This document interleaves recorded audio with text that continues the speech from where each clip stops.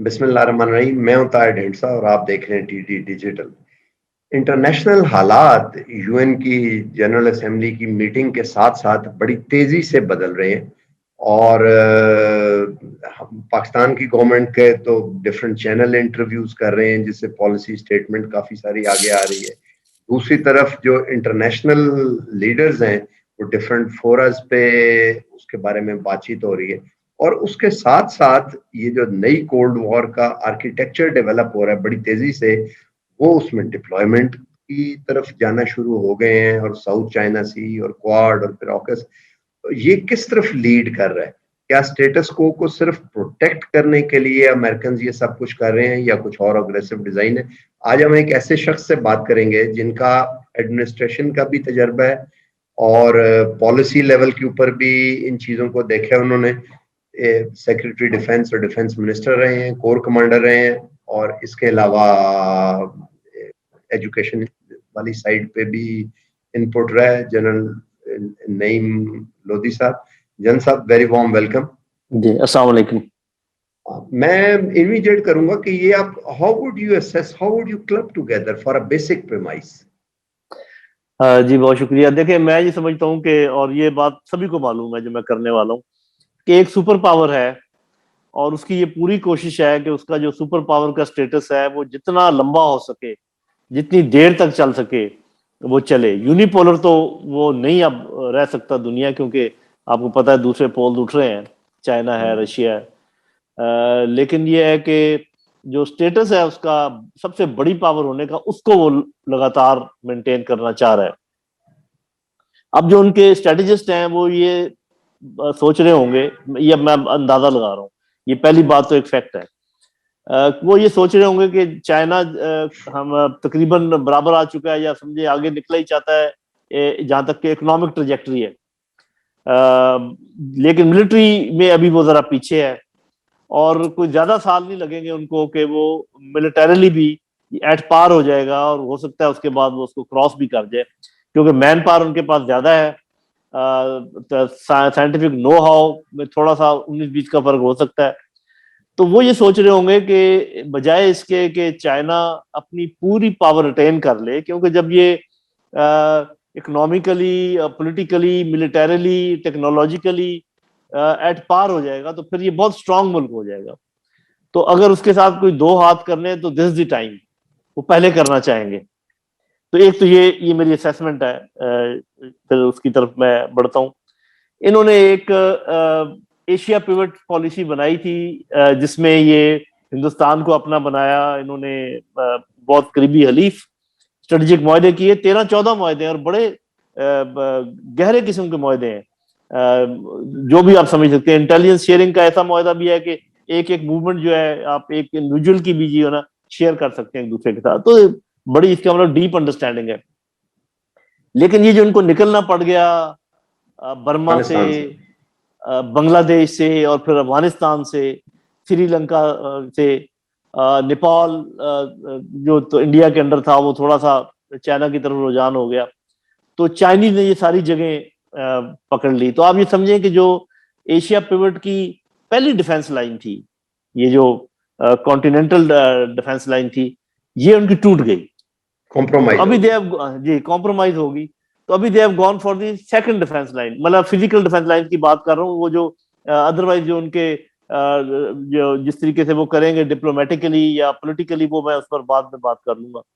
तो ये जो यहाँ तक जो आपने पहला सवाल पूछा है, तो ये जो क्वाड था, क्वाड प्लस था, और अभी ऑकस है, ये आप यूं समझिए कि इंडो पैसिफिक रीजन में इनकी दिफाई लाइनें हैं। अब ये जो चेंज किया है इन्होंने, कि भी पहले क्वाड था अच्छा भला, जिसमें ऑस्ट्रेलिया भी था और इंडिया भी था, जापान भी था, और बल्कि ये कोशिश कर रहे थे कि ये वियतनाम भी हो जाए, ताइवान भी हो जाए, और शायद ये न्यूजीलैंड को भी ले आते। तो उससे फिर ये क्यों इधर हुए हैं, इसके बारे में भी थोड़ा मैं इंतजार करना पड़ेगा, देखना पड़ेगा। मेरा अपना ख्याल ये है कि जो हिंदुस्तान की इस्तेदाद थी उसके बारे में they are not very confident कि वाकई हिंदुस्तान एक ऐसा बराबर, क्योंकि जब उनको मार पड़ी चाइनीज से भी, पाकिस्तानियों से भी, उनके अपने अंदर जो प्रॉब्लम है मुल्क के, जी, तो ये किया। लेकिन इसमें फिर आगे चल के हम तो स्ट्रेटेजिकली अगर देखा जाए तो ये थिंकिंग जो है कि भी चाइना को उसकी भरपूर फौजी ताकत बनने से पहले उसके साथ कोई हाथ किया जाए, कोई उसको तंग किया जाए, ताकि वो तो खैर कभी हमला नहीं करेगा, लेकिन ये उनको कोई ना कोई ऐसा काम कर सकते हैं ताइवान के सिलसिले में, ये जो आइलैंड्स हैं साउथ चाइना सी के उस सिलसिले में, और यहाँ तक ऑस्ट्रेलिया भी अपने आप को सेटल समझता है सब कुछ। तो ये सारा मुझे शाफाना लग रहा है जिसका। दूसरी तरफ अगर चाइना को देखा जाए तो ये तो एयरक्राफ्ट कैरियर और न्यूक्लियर सबमरीन्स लेके जा रहे हैं, तो उन्होंने तो कोरल आइलैंड और वो जो साउथ चाइना सी में, वो तो सारे एयरक्राफ्ट कैरियर्स की बजाय आर्टिफिशियल आइलैंड्स भी वो तो उस पर बैठे हुए हैं। तो मिलिटरीली आप समझते हैं कि ये टेनेबल है? जी देखें, बात यह है कि जो इनकी कमांड्स हैं, अमेरिकन कमांड, उसमें जो इंडो पैसिफिक कमांड है, मेरा ख्याल है जो टोटल इनका असला है, जो इनके रिसोर्सेज हैं, उसका, हालांकि 11 कमांड है मेरा ख्याल, अभी मुझे सही याद नहीं है, उसमें से तकरीबन 25 से 30% से ज्यादा जो उनके वसाइल हैं वो इंडो पैसिफिक में ले आए हैं। अच्छा। अगर आप उनके एयरक्राफ्ट कैरियर देखें, अगर आप उनके एयरक्राफ्ट देखें और डिस्ट्रॉयर देखें, तो वो इस इलाके में ले आए हैं। और ये इसमें इस बात को तो मैं मानता हूं कि हो सकता है कि चाइना की प्लानिंग कोई और हो, जिस किस्म की जंग ये लड़ना चाहे, हो सकता है चाइना वो ना लड़े और कहीं और उनको ऐसा कोई मदद चिखा दे, तो ये सोचो विचार कर रहे हैं। लेकिन बहरहाल उसके लिए ये तैयारी एक किस्म की कर रहे हैं या पोस्चरिंग कर रहे हैं, ताकि चाइना को एक मैसेज दें कि यहाँ पर हम आपको इससे आगे नहीं जाने देंगे, वहां से तो आपने हमें निकाल दिया।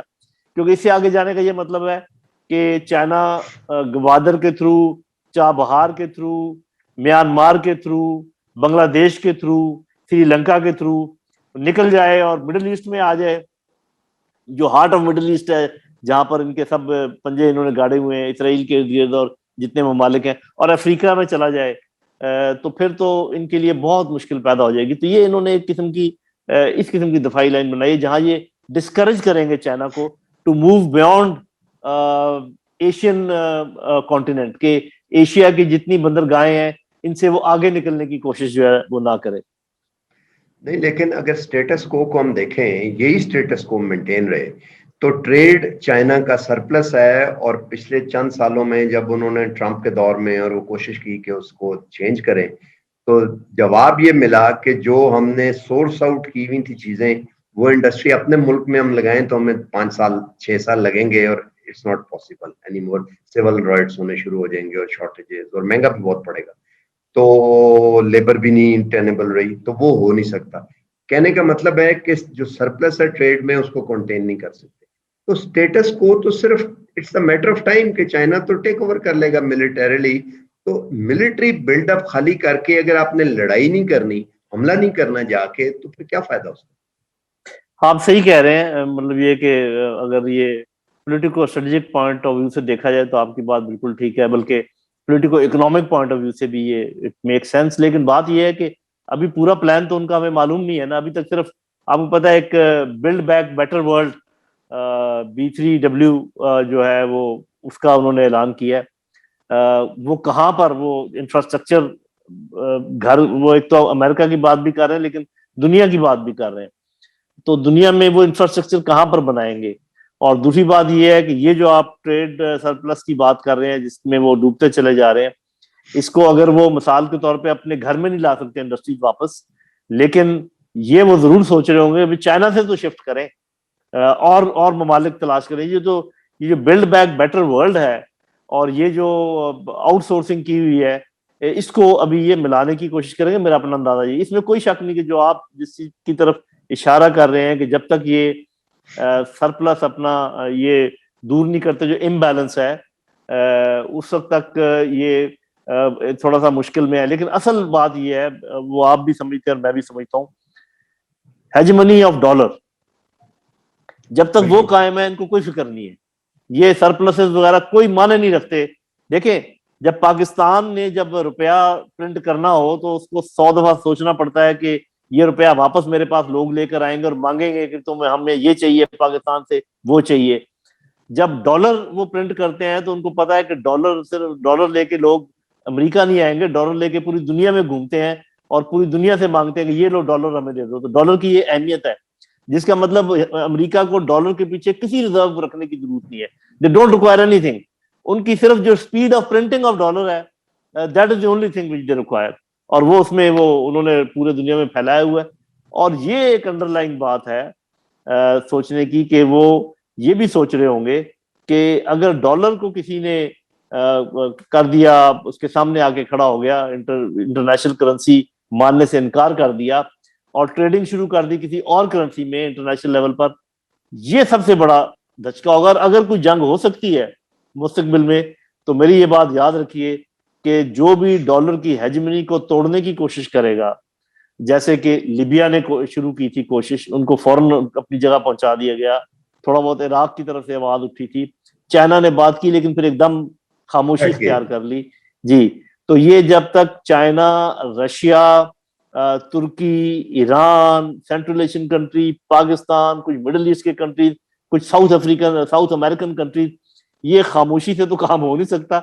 लेकिन जब तक ये आपस में एका ना कर लें, उस वक्त तक ये हेजमनी तोड़नी मुश्किल है। ये मैं आपको बता रहा हूँ, जिस दिन अमेरिका को लगा कि डॉलर की हेजमनी जा रही है, वो जंग करेंगे। ये बताएं कि ये अब हम देख रहे थे कि अफगानिस्तान में सप्लाईज कैसे पहुंचाई जाए, तो पता ये लगा कि चाइनीज पहले वो एयरलाइन ढूंढते रहे, उनको मिला नहीं। यहाँ भी एक हमारे किसी से उन्होंने पूछा, उनका वो उन पे वैसे ही नहीं हो सका। पता ये लगा कि हुरमची से वो ट्रेन के जरिए जो है वो कजाकिस्तान और किर्गिस्तान और फिर आगे से और हैरतान से वो मजार शरीफ जो है वो ट्रेन के जरिए सप्लाई करने के लिए। अब ये वो रूट है जिसको अगर इधर से हम कनेक्ट कर दें जलालाबाद से रोड के जरिए, जलालाबाद काबुल, जो कल हमारी कैबिनेट की मीटिंग के बाद आई एम सरप्राइज के स्मार्ट मूव इन्होंने भी सोचा है अनाउंस, तो सीपेक और बीआरआई दोनों तो सेंट्रल एशिया में ऑपरेटिव हो गए ऑलरेडी ऑपरेट। इससे पहले के तालिबान की गवर्नमेंट बने, बीआरआई और सीपेक दोनों वहां पे काम उन पे शुरू हो गया और बीआरआई ऑपरेटिव भी हो गया उस रूट से, उस पे कहने के। तो जो एक नॉर्थ साउथ कॉरिडोर है जिसे हम सीपेक कहते हैं इस इलाके का, वो तो है जिसे हम सीपेक कहते हैं। जो ईस्ट वेस्ट कॉरिडोर है जो अमेरिकन प्रपोज करते थे, वहां से भी उनकी अमेरिकन की छुट्टी होगी। और कुछ देर के बाद जिस वक्त और ये वार्म अप हो जाएगा थोड़ा सा, तो इंडिया की ग्रॉस डिपेंडेंस जो है इस नेटवर्क, और इंडिया को शायद वो लूज ही कर दें एज ए पार्टनर, इंडिया की इतनी तो इतने बड़े मास ऑफ मतलब 2/3 आबादी, सारे रिसोर्सेज इस इलाके में अमेरिकन कैसे डॉलर की हेजेमनी को कैसे करेंगे। दूसरी एक और चीज भी मैं पूछना ये चाहता हूँ कि जो पेट्रोलियम है वो क्लाइमेट चेंज की वजह से वो कल वो उन्होंने जोसेफ बाइडेन प्रेसिडेंट उन्होंने कहा कि हम ये करेंगे, तो 1935 तक आधी गाड़ियां जो हैं वो चलेंगी रिन्यूएबल पे, चाइना में सारी चलेंगी, रशिया। तो तेल के ऊपर जो ओपेक से डॉलर छाप के खरीदते थे वो भी खत्म हो जाएगा, तो डॉलर की तो रिक्वायरमेंट वैसे ही श्रिंक नहीं कर जाएगी। जी, वो कर तो जाएगी, लेकिन जब तक इंटरनेशनल मार्केट्स में ट्रेड ये होता रहेगा, ये इसमें तो कोई शक नहीं कि पेट्रो डॉलर्स का आपस में कनेक्शन है। और अब आपने देखा होगा कि जब आप ये इलेक्ट्रिक कार्स चलेंगी, इलेक्ट्रिक चीजें चलेंगी, तो दो चीजों की जरूरत तो तब भी रहेगी। एक तो ये कि बिजली पैदा तो करनी है ना आपने कहीं ना कहीं, और वो अल्टरनेटिव एनर्जी रिसोर्सेज भी हैं, ठीक है, लेकिन फिर भी आपको फॉसिल फ्यूल की जरूरत शायद रहेगी। जी, कि वो क्योंकि जितनी बिजली की गाड़ियां सड़क पर आ जाएंगी, उतनी बिजली भी ज्यादा पैदा करनी होगी आपको कहीं ना कहीं, किसी ना किसी तरीके से। लेकिन ये है कि साथ ही एक कुछ और चीजों की अहमियत बढ़ गई है। जब तेल की अहमियत अभी तो कम नहीं हुई, लेकिन लेटर से कंपैरेटिवली कम हो जाएगी। लिथियम, क्योंकि बैटरीज एक इम्पोर्टेंट कंपोनेंट है जितनी भी इलेक्ट्रिक व्हीकल्स हैं, और रेयर अर्थ जो कि कंप्यूटर्स में इस्तेमाल होने वाली चीजें और ये सारा कुछ है, और वो शायद इस इलाके में ज्यादा है, जो हमारा इलाका है अफगानिस्तान और इर्द गिर्द के इलाके, उसमें चाइनीज का पहले से इंग्रेस है। तो ये बात तो ठीक है कि मुकाबला तो सख्त होगा, लेकिन ये है कि जैसे मैंने आपको कहा है कि ये बात अमेरिका किसी भी सूरत बर्दाश्त नहीं करेगा। जब भी ओपनली डॉलर को आप करेंगे, उसके मुकाबले में कोई चीज खड़ी करेंगे, उसको चैलेंज करेंगे, आप ये समझें कि आपने अमेरिका से जंग मोल ले ली है। तो ये जो थोड़ी, हाँ जी, ये बिल्कुल मुझे ऐसे लगता है इसमें अगर कोई जंग की आइंदा आने वाली वजह मौजूद है, तो यही है कि challenge to the dollars monopoly. बिल्कुल ठीक। वक्त बिल्कुल शॉर्ट है, दो क्विक आपसे मैं क्वेश्चंस पूछता हूँ, ताकि एक तो ये है कि ये जो वॉर का इस सिलसिला शुरू हुआ है, इसकी टाइमलाइन आप क्या समझते हैं? ये जो नई कोल्ड वॉर है, हो सकती है जब जाके बिल्कुल एक दूसरे में बिल्कुल इक्वेशन जो है वो टोन अप हो जाएगी, जैसे कोल्ड वॉर पुरानी में वार्सो पैक्ट और नाटो के दरमियान होती थी। तो एक एक ये चीज। दूसरी, अफगानिस्तान के बारे में भी पूछते हैं कि अब इमीडिएट फ्यूचर किस तरफ आपको जाता हुआ उसका नजर आ रहा है। पहले इसके ऊपर के ये जो कब तक टोन अप हो जी जाएगा। जी जी, मेरा अपना अंदाजा ये है कि चूंकि चाइनीज बड़ी तहम्मुल और फरासत से आगे चल रहे हैं।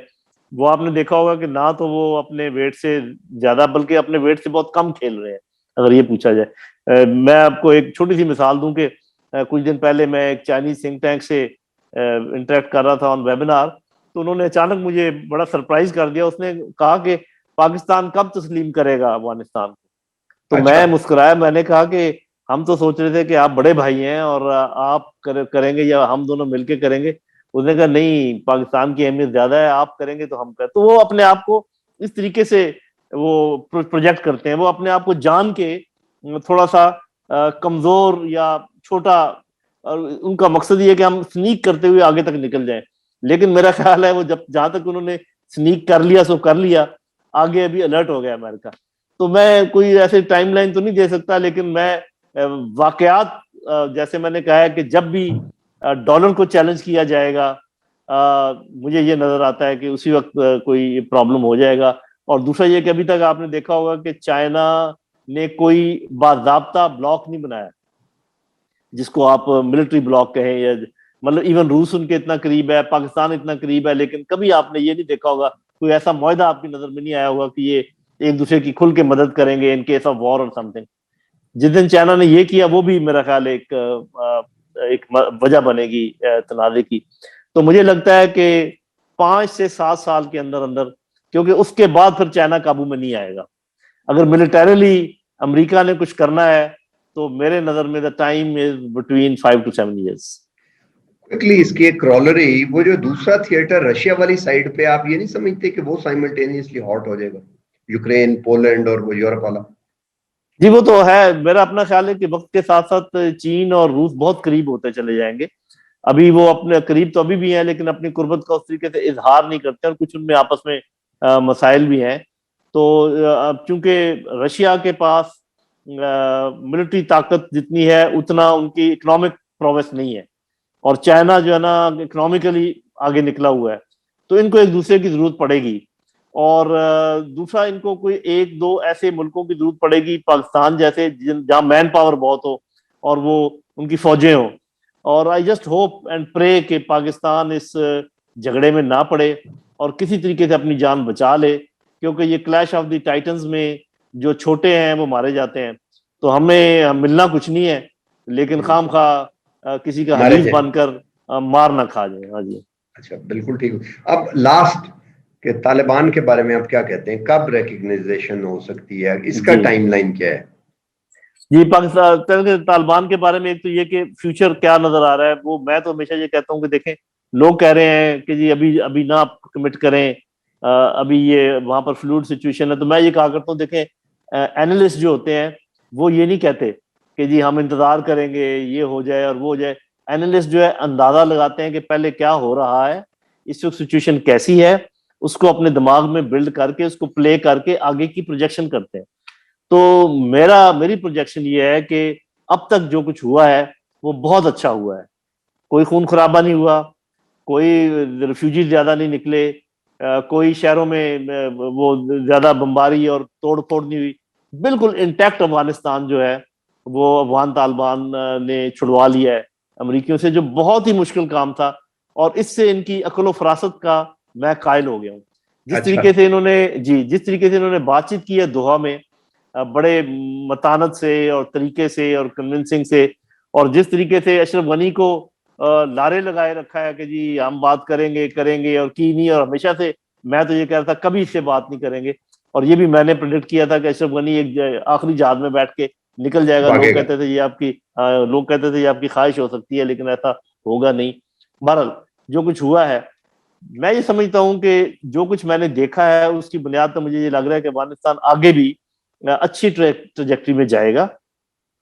चाइना तैयार है बिल्कुल उनको रिकॉग्नाइज करने के लिए, रशिया तैयार है, पाकिस्तान तैयार है, सेंट्रल एशियन कंट्रीज के कुछ मुल्क तैयार हैं, और मुझे लगता है कि साउथ अमेरिकन कुछ कंट्रीज भी तैयार होंगे, बिकॉज यहाँ पर मादनियात बहुत हैं, और वहां पर अर्जेंटीना और ये जो मालिक हैं ये इस काम में बहुत अच्छे हैं, माइनिंग शाइनिंग और इस किस्म की उनकी बड़ी अच्छी कंपनीज मौजूद हैं। और ईरान मेरा ख्याल है कि ज्वाइन कर जाएगा, क्योंकि तो ये एक दूसरे का इंतजार कर रहे हैं अगर आप मुझसे सच पूछें तो, कि जी हाँ कि पहले कौन करे। तो मैं तो इस चीज का कायल हूं कि देखिए पाकिस्तान की सरहद सबसे लंबी है अफगानिस्तान के साथ, हम उनकी बोली भी बोलते हैं, वो हमारी बोली समझते हैं, हमारा रिलीजन का भी कांटेक्ट है, हमारा हिस्ट्री का कांटेक्ट है, हमारा ज्योग्राफी का कांटेक्ट है। और थोड़ी सी जो बदमजगी पैदा हुई थी पिछले दिनों लोगों में आपस में गलतफहमियों की बिना पर, उसको दूर करने का बेहतरीन मौका है कि पाकिस्तान अफगानिस्तान को तस्लीम करे। और मुझे बिल्कुल ये नजर आता है कि जिस दिन पाकिस्तान तस्लीम करेगा, हफ्ते के अंदर अंदर चाइना तस्लीम करेगा और रशिया तस्लीम करेगा और बहुत सारे मुल्क तस्लीम करने आ जाएंगे। पाकिस्तान को घबराहट है वो 20 साल पहले वाली, कि ऐसा ना हो कि हम पहले करें और फिर एक दो मुल्क हो जाए बाकी हम रह जाएं। तो जो सीन नजर आ रहा है उसमें मुझे तो नजर आ रहा है कि बहुत सारे मुल्क इनको रिकॉग्नाइज करने के लिए तैयार है। अब ये कहना कि जी आप पहले ये करके दिखाएं फिर वो करके देखें, अभी जहां तक ह्यूमन राइट्स हैं, विमेन के राइट्स हैं, अपना इलाका इस्तेमाल नहीं होने देना, इन सारी चीजों में तो टाइम चाहिए। ये कोई ऐसे तो नहीं, ये 2 दिन में तो नहीं वो कह सकते कि हाँ जी हमारा इलाका साफ हो गया, अभी यहाँ से कोई आप पर हमला नहीं होगा। कम से कम उनको साल लग जाएगा इस काम में। अच्छा, तो फिर ये वो साल बताइए कि इंतजार करते रहेंगे। हाँ, वो जो ताजिकिस्तान में गुफ्तगू हुई है कि वो ताजिक जो पॉपुलेशन है 25-30% उनसे बात करेंगे और हम पश्तूनों से करेंगे और फिर इकट्ठा करके तो रहे, वो कितनी क्विकली उस पर कुछ प्रोग्रेस हो सकती है? उस पे मेरा अपना अंदाजा ये मतलब ये कि मैं कहना नहीं चाहता, लेकिन बता जो मैं साफ जरा जो मेरा एनालिसिस है वो तो मैं आपसे शेयर करूंगा। It will not work. It will not work. उसकी वजह ये है, 2 वजूहात हैं। नंबर 1 के जितने भी अफगान तालिबान के दुश्मन हैं वो कहाँ जाके बैठे हुए हैं? ताजिकिस्तान वो में। ताजिकिस्तान में जाके बैठे हुए हैं। ताजिकिस्तान में हिंदुस्तान का अड्डा भी है, अमेरिका का थोड़ा सा इन्फ्लुएंस भी है। और आपका क्या ख्याल है कि जिन तालिबान ने अमेरिका जैसी ताकत को घर का रास्ता दिखा दिया, वो पाकिस्तान के कहने में आएंगे? ठीक है, उनका हाँ, पाकिस्तान के साथ बड़ा अच्छा वो है, सब कुछ है, मेरा नहीं ख्याल कि वो कोई ऐसी बात मानेंगे, वो अपनी मर्जी करेंगे। चले। और ये मुझे यकीन है कि वो सबको कुछ ऐसा ऐसा कर रहे हैं। असल चीज जो सामने आ नहीं रही और लोग बात कर नहीं रहे उसकी, 34 प्रोविंसेस हैं अफगानिस्तान के, वहां पर इन्होंने गवर्नर मुकर्रर करने हैं। अगर इन्होंने ताजिक इलाके में ताजिक का गवर्नर मुकर्रर कर दिया, हजारा इलाके में हजारा का गवर्नर मुकर्रर कर दिया, तो आप देखेंगे ये इंक्लूसिवनेस की बात खत्म हो जाएगी, because that will be a very inclusive setup. They are just waiting, वो ये काम कर रहे हैं, उनको जल्दी नहीं है। और मेरा ख्याल है कि अच्छे दिन आने वाले हैं अफगानिस्तान में और इस पूरे इलाके के, और ये एक इकोनॉमिकली इलाका तरक्की करेगा, पॉलिटिकल स्टेबिलिटी 2 साल में आ जाएगी, इकोनॉमिक स्टेबिलिटी 5-6 साल में आ जाएगी। इतना टाइम तो लगेगा, उन्होंने बिल्कुल मलिया मेट करके गए इस मुल्क को। और शुरू में कोई दर्जन भर मुल्क तस्लीम करेंगे, 6 महीने में 1 साल में वो कोई 20-25 हो जाएंगे, और एक टाइम ऐसा भी आएगा कि अमेरिका और यूके भी जो है तस्लीम करेंगे। इसमें साल हो सकता है, 1.5 साल लग सकता है। जब वो देखेंगे बाकी कोशिशें उनकी नाकाम हो रही हैं, तो पैंतरा बदल कर अपनी शक्ल तब्दील करके यहाँ पर इन्वेस्टमेंट के लिए आएंगे, ताकि यहाँ पर आगे फिर अपने एनजीओ को अंदर घुसाएं, फिर इनमें लड़ाई बढ़ाई कराएं। तो ये उनका नॉर्मल तरीका है, जो करने की पूरी कोशिश करेंगे, ये मेरा अंदाजा है जी। चलें जी, अच्छा है, इट्स अ गुड एनालिसिस। और आपसे इंशाल्लाह बातचीत करते रहेंगे। वक्त क्योंकि कम थैंक यू। था इसलिए गुफ्तगू तो अभी है ऐसी, जो और कुछ चीजें रह गई हैं। तो आज तक के लिए इतना ही, मिलते हैं अगले बहुत प्रोग्राम शुक्रिया। में जी। अस्सलाम वालेकुम। हमारे चैनल को लाइक और सब्सक्राइब कर दें और अपने कमेंट्स भी दें। अल्लाह हाफिज।